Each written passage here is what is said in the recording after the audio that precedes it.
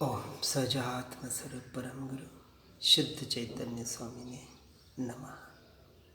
सद्वाद नए षट द्रव्य गुण पर्याय और प्रमाण का जड़ कर्म चेतन बंध का अरु कर्म के अवसान का कह कर स्वरूप यथार्थ जग का जो किया उपकार है उसके लिए जिन माणी माँ को वंदना शतवारी है, वंदना शतवारी। परस्परोपग्रहो जीवाना। अर्थ में भ्रमित होते हैं जीव।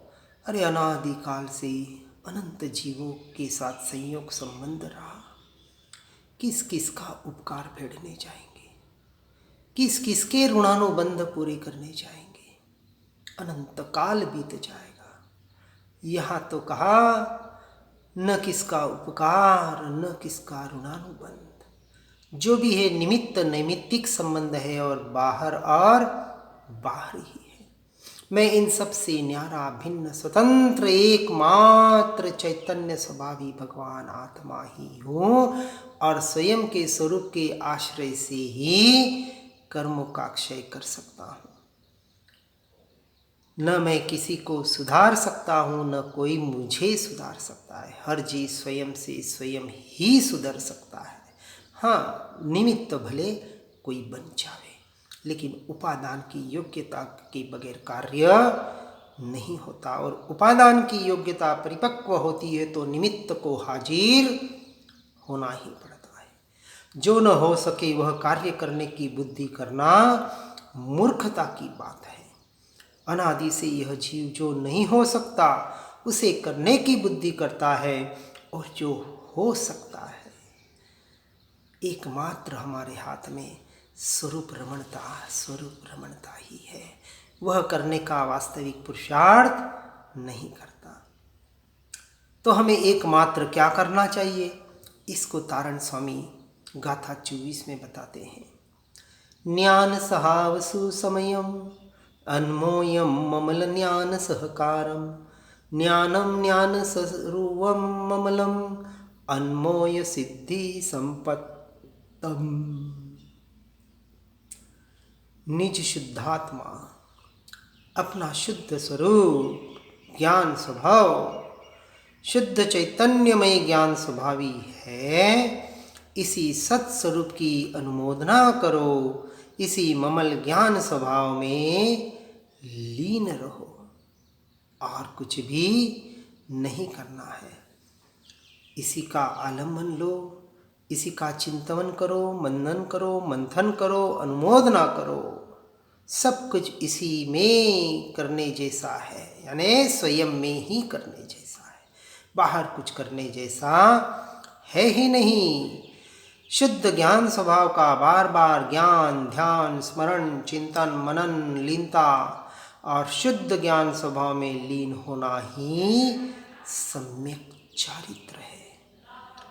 हे साधक, ममल स्वभाव में लीन हो जाओ। इस सम्यक चारित्र से ही सिद्धि की संपत्ति और मुक्ति की प्राप्ति होती है। इसके अलावा और कोई उपाय हमें तो ज्ञात नहीं होता, और कहीं होता हो तो भले आप वहाँ जा सकते हैं।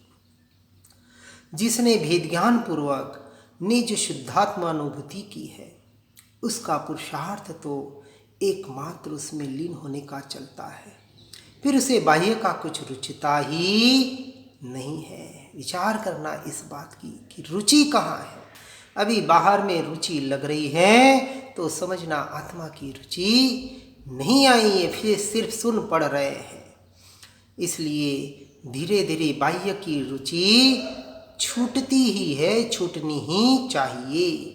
बोलना देखना खाना पीना भी धीरे धीरे छूटने लगता है। ऐसा चैतन्य चमत्कार स्वरूप स्वसंवेदन की साधक की साधना का लक्षण है। जो अंतर की गहराई में राग के एक कण अंश को भी लाभ रूप नहीं मानता है, उसे आत्मा के दर्शन होते ही होते हैं। और कुछ किसी में लाभ मान रहा है, वह आत्मा के दर्शन नहीं कर पाता है। इसलिए निस्पृह अकिंचन वितराग होना कि मुझे कुछ नहीं चाहिए, मेरा कोई नहीं है, कुछ नहीं है, न पर से कोई आशा अपेक्षा, न स्वयं की कोई इच्छा, इन सब से निकलकर जीव एकमात्र अपने शुद्ध स्वरूप का ही आश्रय लेता है।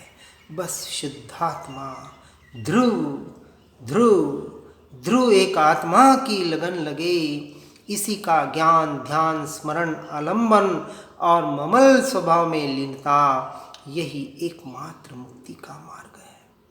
और सम्यक दृष्टि का यह पुरुषार्थ सहज है, हठपूर्वक नहीं है। वहाँ करना नहीं पड़ता, वहाँ होने लगता है। और आत्मस्थिरता का पुरुषार्थ गुणस्थानक की अपेक्षा से शुद्धि की वृद्धि का ही प्रयोजन बढ़ाते जाता है। ऐसे सिद्ध दृष्टि प्रकट होने के बाद वह एक और पड़ी रहे ऐसा नहीं होता, वह तो सहज सतत ज्ञान धारा चलाने का ही पुरुषार्थ करता है।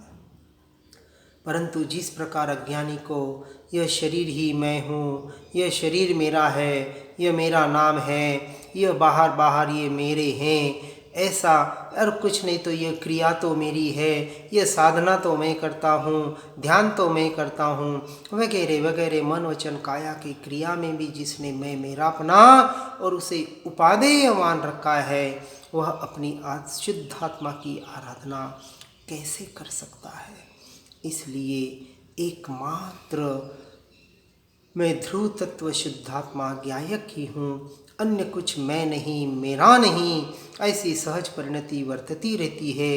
याद नहीं करना पड़ता, सहज पुरुषार्थ वर्तता रहता है। और इसी साधना के सतत अभ्यास से ज्ञान का अंतर्मुहूर्त का स्थूल उपयोग छूटकर एक समय का सूक्ष्म उपयोग हो जाता है और वह ज्ञान अपने क्षेत्र में रहकर सर्वत्र पहुंच जाता है, लोकालोक को जान लेता है। और उसी क्षण उस समय में भीतर से केवल ज्ञान प्रकट हो जाता है। यही एकमात्र केवल ज्ञान की आराधना है। सुनकर समझकर मात्र जो जीव बाहर बाहर बाहर अपने आप को धन्य मान रहे हैं कि हम तो रोज सुन रहे हैं, हम रोज पढ़ते हैं, लेकिन संसार में रचे पचे हैं, ऐसे जीवों के लिए यह बात नहीं है। संसार से छूटना ही पड़ेगा, एकांत का आश्रय लेना ही पड़ेगा, अपने वैराग्य को प्रबल प्रकट करना ही पड़ेगा। साधना तो यही चलती है। इसलिए श्रीमद जी को भी कहना पड़ा अपनी आत्मसिद्धि की 7वीं ही गाथा में, त्याग वैराग्य न चित्तमा थाय न तेने ज्ञान, अटके त्याग वैराग्य में तो भूले निज बात। दोनों बात बताइए, त्याग वैराग्य के बिगर मोक्ष का मार्ग नहीं है, और मात्र त्याग वैराग्य को धर्म मान लिया तो भी मोक्ष का मार्ग नहीं है। अंत तो आत्मरमणता के अलावा और कोई उपाय नहीं है। अपना स्वरूप ज्ञान स्वभावी है, यह शरीरादि रूप नहीं है, ऐसा दृढ़ निश्चय श्रद्धा ज्ञान करके ममल स्वभाव में रहना, इसी का बार बार चिंतन मनन करना। पर जय हो दृष्टि न देई सो ममल सुभाए, पर पर्याय पर दृष्टि न देना ही ममल स्वभाव है। अप्पा अप्पम में रहो, आत्मा आत्मा में लीन हो जाए, आत्म भावना भावता जीव लहे केवल ज्ञान रे, यहाँ चरितार्थ होता है। आत्म ध्याने आत्मा रिद्धिमणि सवे आई रे, हम सिर्फ बोल रहे हैं, लेकिन आत्मा से, आत्मा में, आत्मा के लिए, आत्मा के द्वारा 6 के 6 कारक जब आत्मा पर यानी स्वयं पर लागू पड़ते हैं, स्वभाव में रमणता के लिए साधन बनते हैं, तब ही वह जीव मुक्ति मार्ग में आगे बढ़ सकता है। इसलिए हम पूरा जोर लगाते हैं, पुरुषार्थ करते हैं और अपने ममल स्वभाव में रहे, परंतु यह पर्याय में इष्ट अनिष्टपना, कर्मोदय का भयभीतपना नहीं मिटता, इसके लिए क्या करें, ऐसा प्रश्न पूछते हैं। तो उसके समाधान में सद्गुरु तारण स्वामी गाथा 25 में बताते हैं, इष्टम च परम इष्टम, इष्टम अन्मोय विगत अनिष्टम, परपर जावम विलियम, ज्ञान सहावेन कम्म जिनियम च। अर्थात निज शुद्धात्मा ज्ञान स्वभावी इष्ट और परम इष्ट है। अपने इष्ट चैतन्य में ज्ञान स्वभावी शुद्धात्म स्वरूप का आश्रय करो, आलम्बन लो, लीन रहो। इससे अनिष्टकारी समस्त रागादि विकार छूट जाएंगे, पर पर्याय विला जाएंगी। ज्ञान का बल लगाओ, ज्ञान स्वभाव की ही साधना और आराधना करो। अपने ज्ञान स्वभाव में रहकर कर्मों को जीतो। अब कर्मोदय से डरते क्यों हो? जिसे अपनी आत्मा का निर्णय हो जाए, सम्यक दृष्टि जीव अंश मात्र भी कर्मों से नहीं डरता है। भले अनंत अनंत सत्ता में कर्म पड़े हो, एक समय में क्षय करने की ताकत मुझ में है, ऐसा वहाँ निर्णय हो चुका है।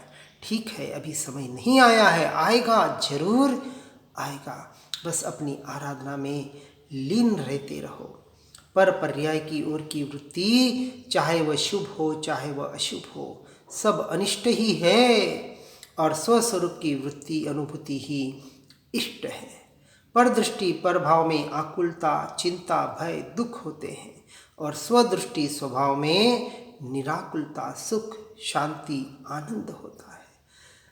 बहुत से जीव विकल्प का, पर भावों का अभाव करना चाहते हैं, तथा स्थूल विकल्प अल्प हो जाने पर या अशुभ रूप से शुभ रूप हो जाने पर विकल्प का अभाव मानते हैं, परंतु वास्तव में जिसका लक्ष्य विकल्प का अभाव करने का है, उसके विकल्प का अभाव नहीं होता।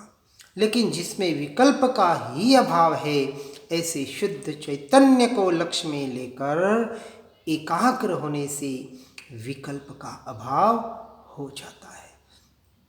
मैं इस विकल्प का निषेध करूं, रोकूं, बदलूं। जिसका ऐसा विकल्प का निषेध करने की ओर लक्ष्य है, उसका लक्ष्य शुद्ध आत्मा की ओर स्वसन्मुख ही नहीं हुआ, उल्टे विकल्प की ओर ही झुका है, और अतः उसके तो विकल्प की ही उत्पत्ति होती है। इसलिए मुझे कुछ करना है, यह निकालना है, यह लाना है, वो इस तरह के भाव जीव के, यानी सम्यक दृष्टि जीव के नहीं होते। जो भी उदयागत परिणमन हो रहे, वहाँ सहज ज्ञाता दृष्टा रहकर उसको जानने के काल में अपने ज्ञान स्वभाव में जानकर अपने ज्ञायक भाव में लीन होने का प्रयास और पुरुषार्थ ऐसा सम्यक दृष्टि जीव करता है। एक एक पर्याय, एक एक परमाणु, एक एक समय का परिणमन हुआ है, हो रहा है और होगा। इस बदलती हुई पर्याय से मेरा कोई भी संबंध नहीं है। ऐसा अनुभूति युक्त निर्णय स्वीकार होने पर अपने में स्वस्थ होश में अभय, अडोल, अकम्प, अटल, दृढ़ रहना, जहाँ आनंद परमानंद में धर्म की जय जयकार मचती है, इस तरह स्वयं का निर्णय करना। ज्ञान सहावेन कम्म जिनियम च, बस हमेशा ज्ञानोपयोग, ज्ञान स्वभाव की साधना करो और अपने ज्ञान भाव को जागृत रखो। यही एकमात्र साधना और आराधना है। तो आपके ज्ञान स्वभाव की जय जयकार मचेगी ही मचेगी। यह आत्मा, यानी कि मैं, आत्मा कहते ही वो मैंपना अपने स्वरूप में, अपने सत्ता में आना चाहिए। इसलिए कर्मों को ज्ञान पूर्वक शमन करना, शुद्धोपयोग द्वारा क्षय करना और भोग कर निर्जरित करने पर ही छुटकारा होता है। ज्ञान पूर्वक शमन करना, कर्मों को गलाना है। भोग कर निर्जरित करना, कर्मों का विलाना है, विलोते हैं ना।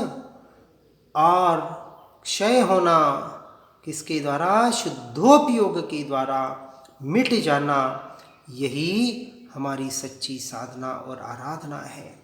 इसलिए तीनों प्रकार से प्रारंभिक अवस्था में ज्ञान पूर्वक शमन होता है, फिर साथ साथ में भोग कर निर्जरा के द्वारा विलय को प्राप्त होते हैं, और जितनी आत्मरमणता बढ़ेगी उतनी क्षय, कर्मों के क्षय होकर जीव अपने पात्रता अनुसार पुरुषार्थ करते हुए उस केवल ज्ञान की दशा को प्राप्त कर सकता है।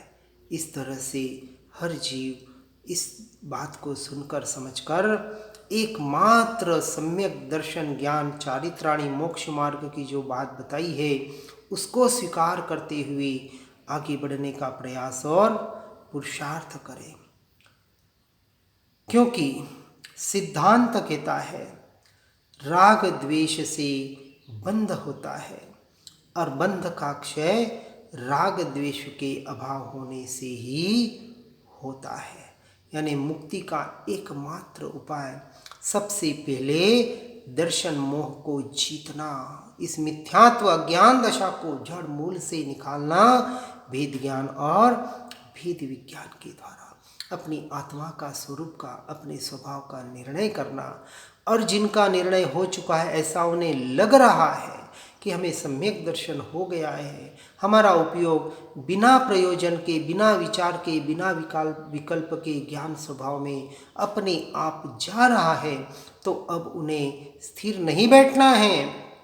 अब जल्द से जल्द संसार से छूटकर उस आत्मलीनता का यानी सम्यक चारित्र का पुरुषार्थ करना है।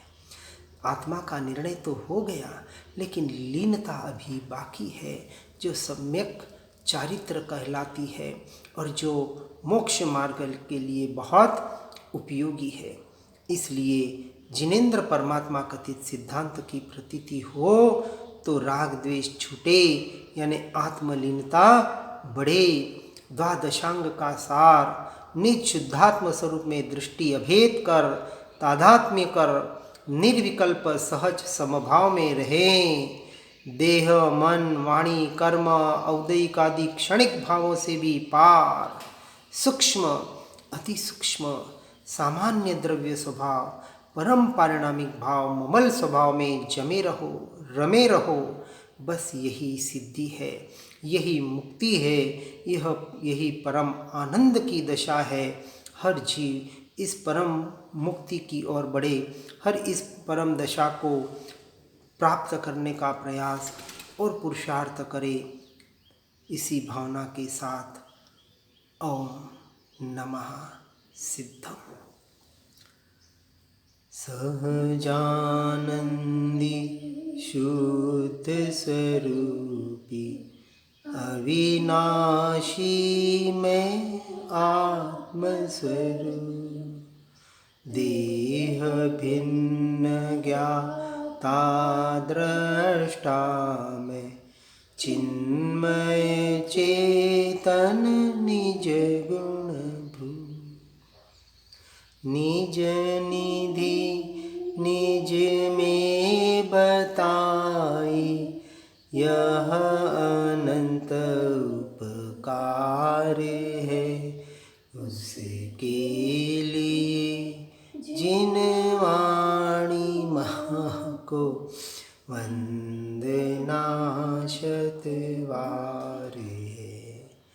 वंदना